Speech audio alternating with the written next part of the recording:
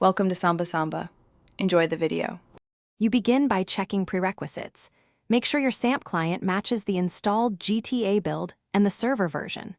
Once done, close both Samp and GTA and kill stray processes in Task Manager to avoid file locks. You'll also back up mods and config files so you can revert if needed.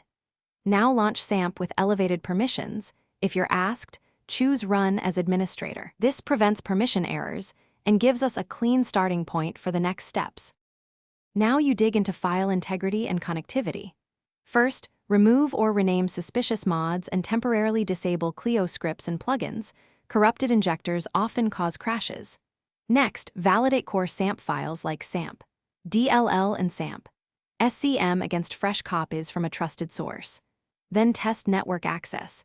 Disable firewall briefly, ensure router NAT ports are correct, and ping the server to check latency and packet loss. If you see packet drops, finish by performing a clean reinstall.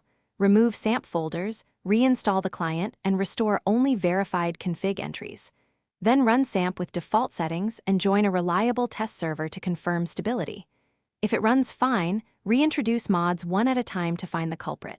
Make sure to capture crash logs or Windows Event Viewer entries if a crash recurs. These help pinpoint offending modules. Troubleshooting tip: if crashes continue, test on another PC to separate hardware or OS issues from client problems.